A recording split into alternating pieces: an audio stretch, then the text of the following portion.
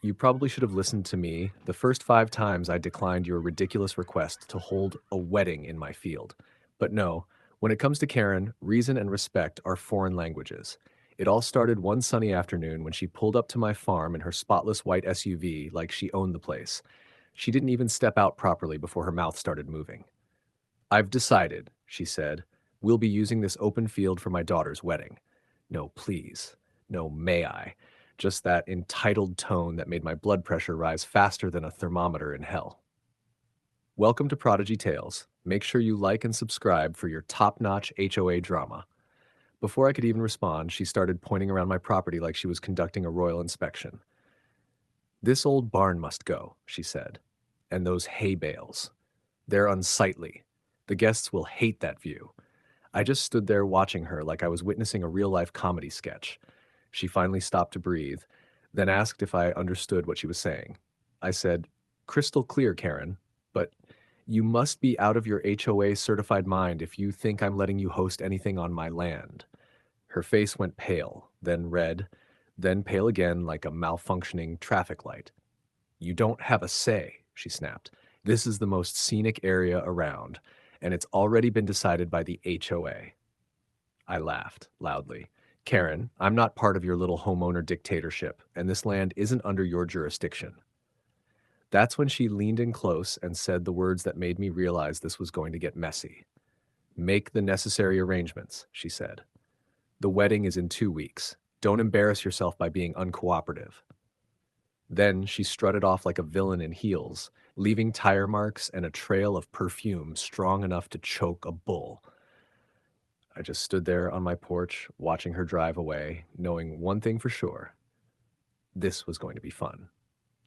Before we dive in deeply, let us know in the comments what country or which city you're watching this story from. We'd love to know how far this story travels.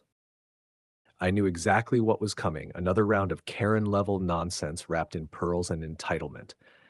Still, I decided to play it calm. You can't argue with a tornado, you just prepare your property for when it hits. So I put up bright red no trespassing signs all around my fence line, set up motion detecting cameras, and even notified my farmhands to stay alert. Karen wasn't going to catch me off guard.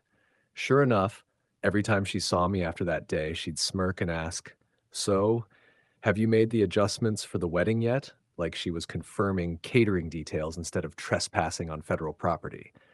I'd stare right back and say, "Karen, I'm not hosting anything for you or your HOA circus. You might want to read up on property law before you start sending out invitations." That always made her lips twitch, like she couldn't decide whether to scream or faint. But she didn't stop. Oh no, she doubled down. She started walking her little dog, Princess, right up to my property line every evening, pretending she was just getting fresh air. Then she'd loudly talk on the phone about the upcoming wedding at the scenic farm. It was her way of baiting me, making it seem like I was the unreasonable one. I kept my cool, but inside I was boiling. I even caught her taking pictures of my barn as if she was staging some kind of venue brochure. I walked up to her once and said, "Karen, if I see one more camera pointed at my land, I'm going to charge you for every pixel." She rolled her eyes and said, "Oh, you'll thank me later when the neighborhood magazine features your property." That's when I knew this wasn't just a power trip, it was war. So I started planning quietly. I installed more cameras, cleaned my yard, and made sure everything was documented. If she was going to violate my boundaries, I was going to make sure the world saw exactly what happened. Karen had no idea what kind of storm she was walking into, but I was ready to make it biblical. The morning of the big day came, and sure enough, my cameras started lighting up like Christmas. Karen's crew was already setting up tents, chairs, and some horrendous gold arch that looked like it came straight out of a discount fairy tale. I watched silently from my porch, arms crossed, coffee in hand, while my blood pressure staged a rebellion. By noon, the so-called guests were rolling in. Men in shiny tuxedos, women wobbling on heels through my dirt road, all acting like they had permission to be there. Karen strutted around in her white sun hat and headset like she was running a royal gala. I yelled out once, "Karen, this is trespassing." She waved her manicured hand like I was a background extra in her fantasy movie. "Relax," she said. "You'll thank me after the photo shoot." So I didn't call the cops. Not yet. I decided to sit tight and let the circus play out. I even fed my dogs early. They'd need their energy for what was coming. Hours later, the ceremony began. Music, flowers, fake smiles, the whole production. My field looked like it had been kidnapped by a reality show. I sat quietly on my porch, watching them pretend it was their land, waiting for the perfect moment. And then it came. The priest raised his voice, "You may now kiss the bride." That's when I whistled.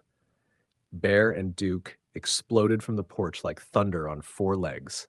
They stormed through the crowd, barking, growling, and scattering guests like confetti.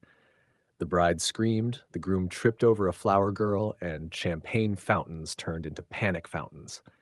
Then Duke lunged forward, caught the edge of Karen's precious designer gown, and ripped it clean down the middle. Karen shrieked so loud I'm sure they heard it 3 towns away. Her hair flew, her makeup ran, and her fake lashes looked like spider legs dangling for mercy. Guests were diving into cars, shoes were flying, and the romantic music was replaced by pure chaos.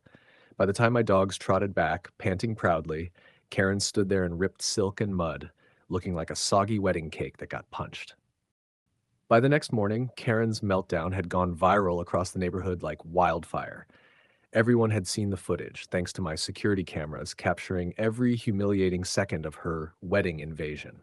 She tried to salvage her dignity, storming onto social media to claim I set wild beasts on her guests.